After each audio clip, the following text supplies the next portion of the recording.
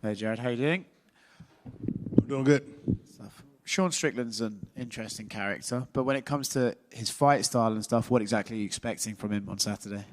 I'm expecting him to. I know he wants to get in my face. He says he wants to go to the center of the octagon, stand there and duke it out. I expect him to, same old Sean Strickland, put the pressure on, try to walk me down, stick his jab in my face, a couple of kicks, maybe get his right hand off. That's what I expect him to try to do. We've got answers for those attempts, and if he doesn't want to do any of that, I'll be more than happy to lead the dance. In a way, does that not play into your hands, right? Because if you look at his fight with Pereira hits hard, you hit hard, there's comparisons there. If he comes forward and plods forward like that, you know right away that you can hit him and potentially knock him out. No, absolutely. That's the name of the game. You know, when we close the distance, there's opportunity to get hit. He closes the distance more, what's the word? He does it more often than most, right? He's off, sometimes may even seem stubborn in his forward pressure. But no, he's a smart fighter. It's not just all forward. You know, he'll move and he avoids punches and stuff like that. So I'm expecting a good challenge out of him. Obviously, him as a person is kind of unique, right? He was up here for half an hour calling us all sorts of names. Are you expecting him to sort of play around in the cage, maybe talk some shit or anything like that? Or does that just not even cross your mind at all? I mean, if he's doing that, then I'm not doing my job well enough. You know, I'm not putting the pressure on him to make him, focus more on the fight as opposed to focus on talking crap and taking me out of my element. So, no, I think he'll have his hands full, a little full to be talking some crap. And if he is talking crap, good on him. Is there an opportunity in this fight, right? Because the champions just changed hands and obviously they'll rematch. But if Alex wins that fight and you win this one, you've got as good a claim as any in the division to get a shot at the new champion. I suppose so. Me, Robert Whittaker is up there, and I'm sure the rematch between Israel and Alex is up there as well. So, yeah, I'm right there. So a good old-fashioned ass whooping Saturday night, put my name right there in the mix. Who do you fancy in that rematch between Israel and Alex? It doesn't matter, right? We see how it went the first time, right? It could be written in the stars that Izzy may never beat him. You know, it could be written in the stars, because I thought he was winning that fight. And I think the same thing happened in their fight in kickboxing. He was scoring and winning, and he got caught, right? So it's the nature of the beast, I guess. There's not much you can do to avoid that sort of thing. Just be a little bit sharper, a little bit more, a little bit better, more evasive maybe. Who knows? How do I see the rematch going? I don't know, man. Who knows how that rematch goes? Do you believe in that sort of stuff where, like, there are some guys who just have your number and no matter how many times you fight, you won't beat them, or no, you don't? No, I didn't say it I didn't mean it like that when I said that. I meant like, it's crazy that he lost the fight the way he lost the fight. It's unfortunate. He was winning that fight. A few more minutes, he would have retained the title and wiped the slate, well, essentially cleared the slate of the past and all that bullcrap that we keep bringing up. But, no, that's not. I'm not saying that Alex beats Israel every time. By no means. No man beats no man every time. That's not what we do here, especially at this level. We're all good. We're all great. We're all trying to be the best. But it's not a static status that we can have. We're not just the best and now I'm the best forever. It doesn't matter what happens in the future. No, there's ebbs and flow to this. So you're good one day, somebody else is going to be better than you the next. Okay. Hey, Jared. What did you think of the Izzy versus Pereira stoppage? I could see the logic in both rationales, It's a championship fight. Let him go out on his shield on one hand. And on the other hand, he seemed compromised. He was definitely hurt against the fence. All Alex had to do was raise a knee or a shin to really do some lasting damage, right? The ref is there to protect the fighters. It could be taken many different ways. For people say that he wasn't defending himself, but Israel doesn't necessarily run with a high and tight guard. You know, he moves his head, he uses head movement and footwork. And that's what he was doing. That's what it seemed like he was doing. He took that shot, that last hook, and then he started to swing his head to the other side. So he was still in motion. I think he was still coherent in the process of recovery. He could have made it through that. Or he could have taken another big shot and, you know, he would have had a longer suspension and maybe some scarring on his brain tissue. But to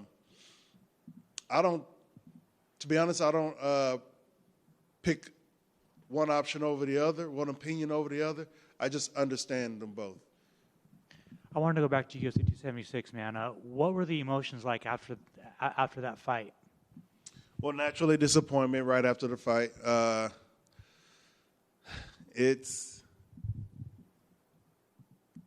like to say it gets easier, but it doesn't. You know, I went back to the locker room and shed a few tears, and then that was it, you know. Received condolences from, you know, fans and friends and family and things like that. But essentially on the way home from the arena, I was over it. You know, I was ready to move on and get better, learn from the experience. It still sucked. You know, the sting is still there, but I don't necessarily focus on the negative. It's all about the positive.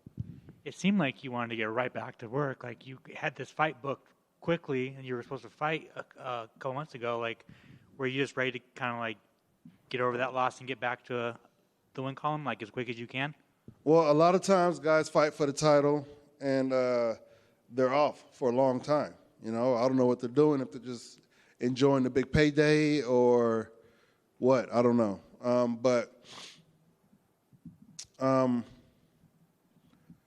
For me, that's not what I want. I don't like long layoffs. 2020, 2021, I had long layoffs due to injuries. Earlier in my career, I had to have layoffs due to work, my other job that I had. So, and I'm no spring chicken. So I'm not getting any younger. Not to say that I'm getting older. I am getting better. But the fact remains that we can't do this forever. So I'm trying to get as much out of it as I can. Getting that title, 16 red rubies on that belt, my name branded in history. What lessons did you take from your loss to Israel? I tend to wait a bit, you know. I tend to allow my opponents to go first to try to capitalize, counterintuitive or intercepting them.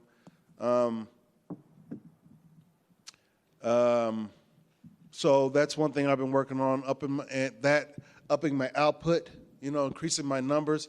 I have low punch counts in my fights. Not to say that's a bad thing. That's all that I need to get the job done, you know. I'm very accurate in my approach, but I need to do more, especially in that fight against Israel. It's apparent that I needed to do more. So it doesn't take a rocket science to watch that fight and figure that out, especially when I go and relive it and re-experience it all over again. There's so many frustrations that come up and things that I've continued to work on. So, yeah. Did you see the backlash that he got from the fight? Like, he won the fight, retained his title, but he got backlash and everybody shit on him. Yeah, everybody shit on him.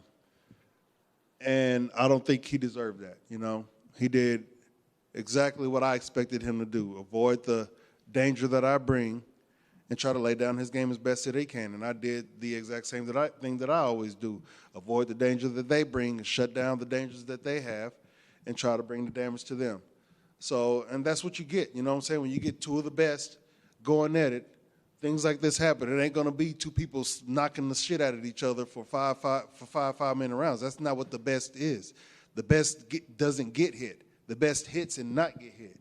And I think we did that. People saw that, and the ignorance showed. They don't know. Most people don't know what they're looking at. They just want to see carnage, viscera, mayhem, chaos. That's what they thrive off of.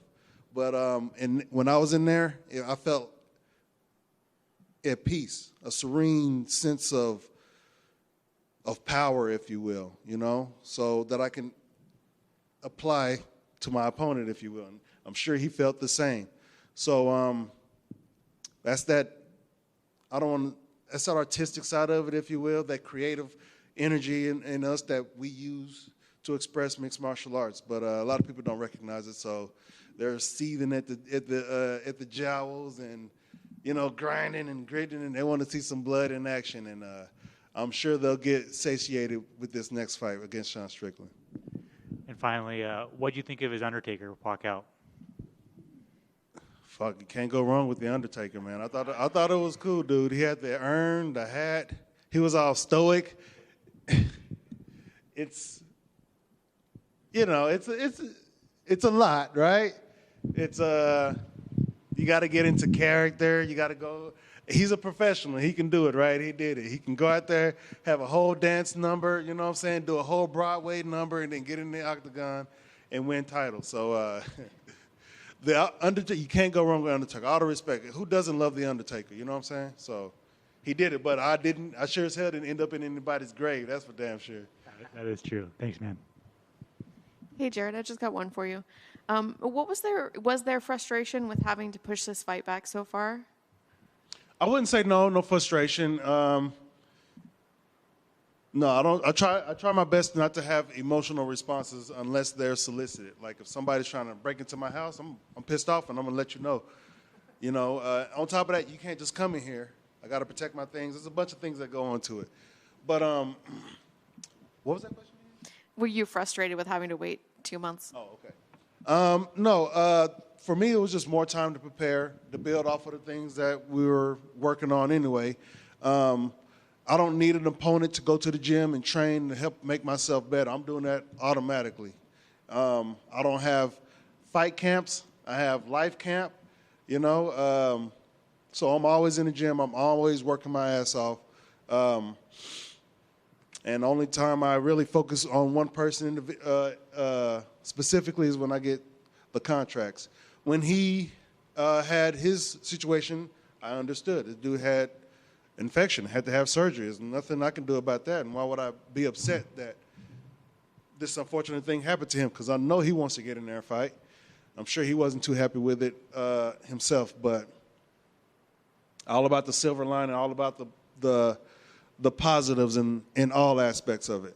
So I was able to train more, further ingrain what we were working on prior to this, for the last booking, and even more.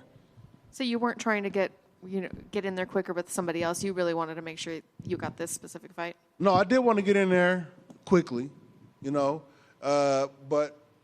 for the quick one, we chose Sean Strickland. And then circumstances happened. I wasn't like, I want a new person now.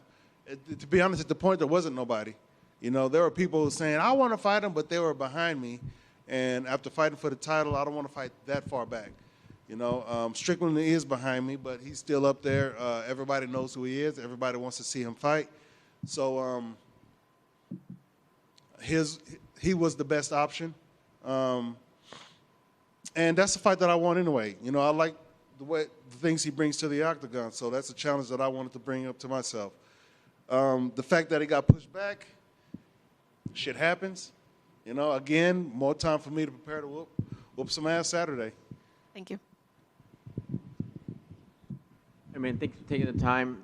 Is it, if there aren't such things as benefits, does it feel a little bit looser, like lighter, to not have the embedded cameras, the big media thing for pay-per-view, T-Mobile? Is it cool to kind of downshift a little bit, Jared? Yes. Some days I can do without the media, the questions, the cameras, the microphones, and all that stuff. Some days I can deal with it. If I get asked a whole bunch of repetitive questions, it gets real annoying. I hate getting asked the same questions over and over and over again. So, yeah. So it's essentially every freaking fight week, Everybody's asking me about the title fight and Alex Pereira and naturally Sean Strickland. But some days are better than others.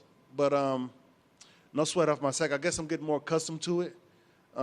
It's an ebb and flow. Some days I'm with it, some days not so much. Thank you, sir. And last for me, about getting accustomed to it, give me a gym and anything for anybody who's been to the mountaintop came up short, what would you say to them that fought for a title, main evented, and are just beating themselves up right now? And you could just reach out and be like, look, man, this might help a little bit. Yeah. If you're beating yourself up, then you aren't necessarily focusing on learning from whatever took place, right?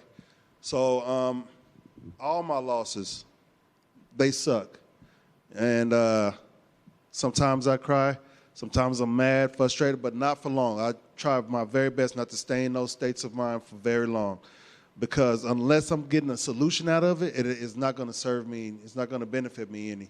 So it's all about, again, after these fights, it's a perfect opportunity to learn from what did I do, what didn't I do, what could I have done, what should I have done, who, all the shoulda, coulda, wouldas you can come up with.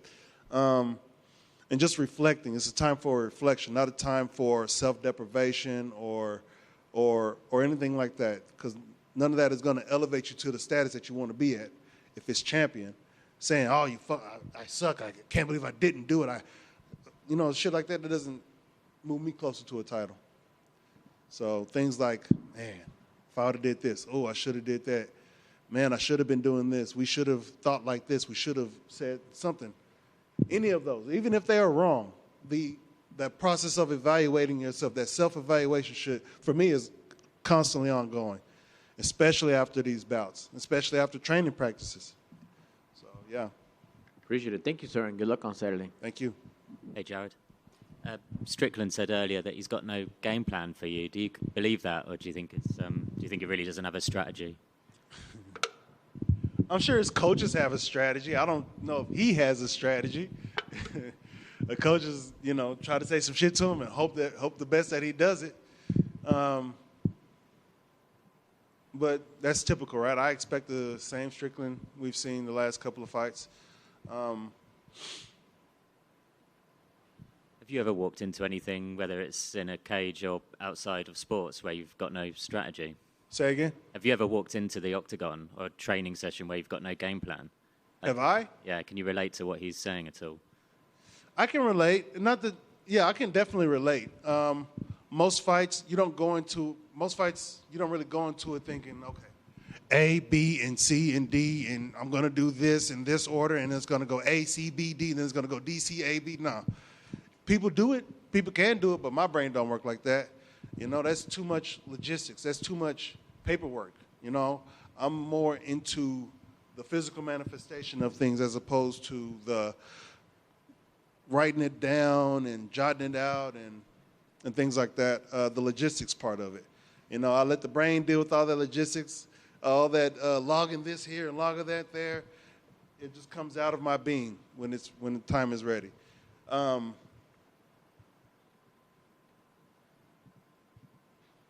But yeah, I expect him to come in there and be his natural self. Pressure, the jab, that lead kick, that right hand.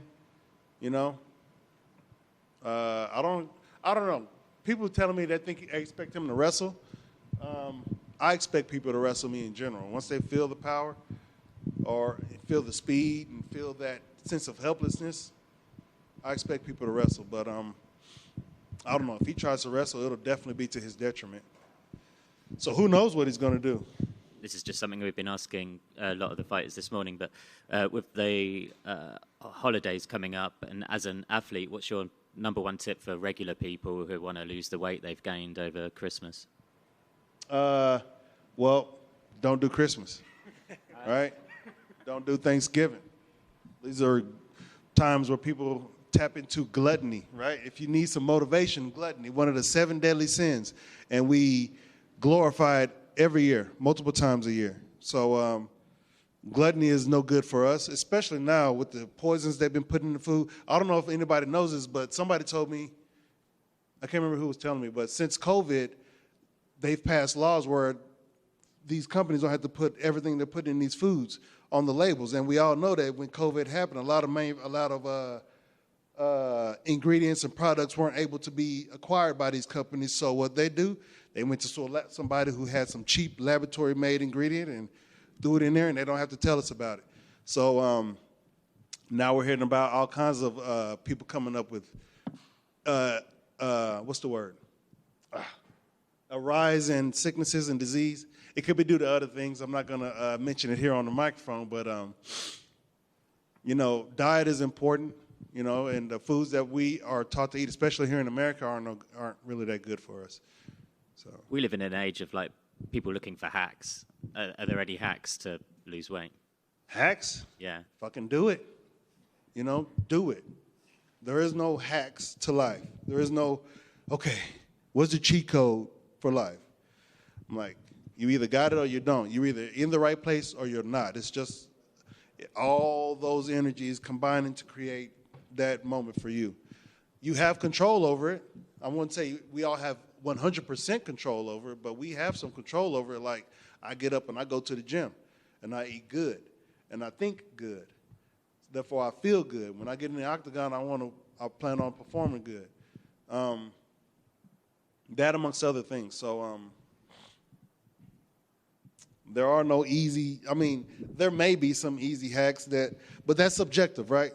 That's what you might find easy, I might not find easy. I don't like doing paperwork, but there's some people in here who loves typing and making letters and organizing shit. I hate that. I hate even just spending my brain energy on, okay, bullet point number 1. No, that's not what I like doing. I'd rather, okay, what do we do? How do we do it? All right, let me go do it. All right, let me do it over and over, and let me increase my proficiency that way, not through writing it out and doing all that boring stuff. Cool. Awesome. Thank you, guys.